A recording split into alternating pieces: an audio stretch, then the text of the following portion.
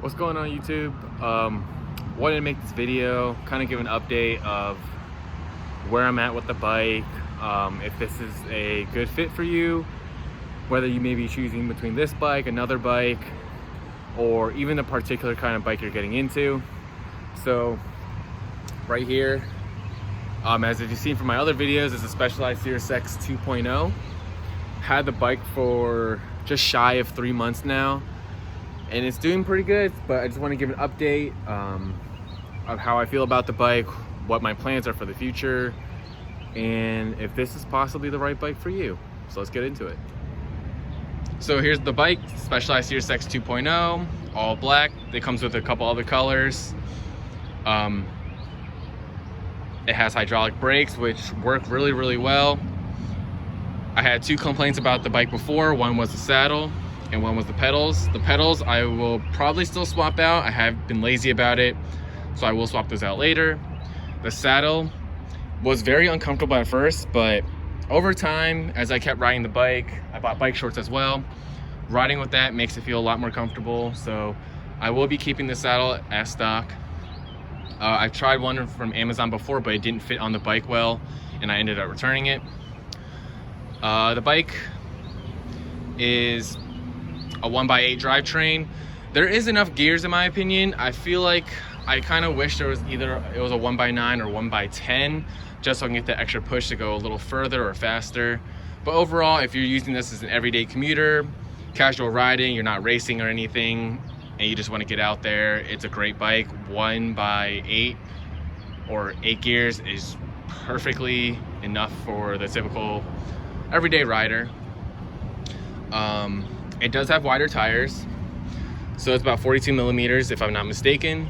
So if you do end up going off-road, gravel, it will be a lot more comfortable than a thinner tire. You don't roll as fast as a thinner tire, but you have that extra comfort, which is great.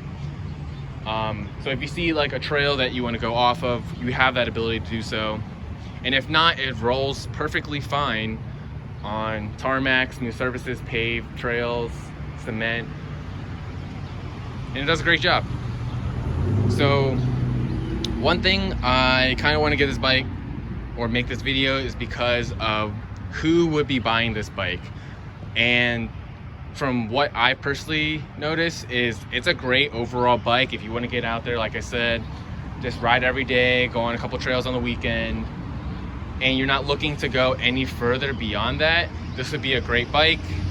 It is listed as a fitness bike, so from what I've read online and what I've kind of witnessed is if you go about 15 to 30 miles in one day, so it could be a round trip ride, you kind of get a little stagnant at that point, in my personal opinion. So once I hit that 20-25 mile mark, I'm already kind of done, and the bike can only go so much further.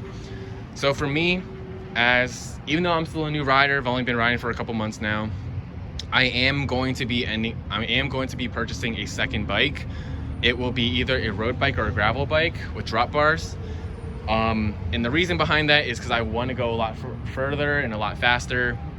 So this bike will be with me still whenever I go on casual rides with friends, family, my fiance. I will do that, but on solo rides or with my friends that ride drop bars and road bikes, I can go with them with the other bike. So that's my limitation on what this bike can kind of do. And I feel like if that's what you're looking for, go for the bike. If you want to go further and you think that you want to become more into bikes, kind of push yourself a little further, you may consider either getting a road bike or gravel bike instead of a hybrid fitness bike, which is kind of what this is. But I like to consider this as a flat bar gravel bike just because of the nature of the bike itself. Yeah, overall no complaints at the price range. I purchased it at $600 retail. I think Specialized increased it by $50. So at that price point, I would kind of consider looking at Cannondale, the Quick 4. It's about $50 more. You have a little bit thinner tires, but you have slightly better brakes and extra gear. So that could go a long way depending on what you are looking for. And then if you are looking for other bikes, or if you think you're going to go a lot further than just casual riding, urban riding, commuting, definitely consider a different bike. Or if you want to go out of that spectrum and continue to go on strictly trails, that you may want to consider a mountain bike. Specialized Rockhopper is a great bike. I tested it at my local bike shop. I think if I were to go get a mountain bike, I would go for that one. Or a Giant Fathom 3, just because they are on the lower price range side of things. But the next gravel bike I will be purchasing will be kind of in the $1,000 plus range, so that may be out of some people's budgets or what they were willing to spend. But at $600, this is a great price range. If you can find a used one, as long as it's in good condition, there's nothing wrong with the parts or anything, I don't see why not. And I also do want to note at this time, Specialized with 3.0 Sirrus and Sirrus X models and above currently have a 2-piece crankset. Luckily the 2.0 is a 3-piece crankset, so there's a lot of issues of people having their cranks fall off. So just be careful if you are buying a used one.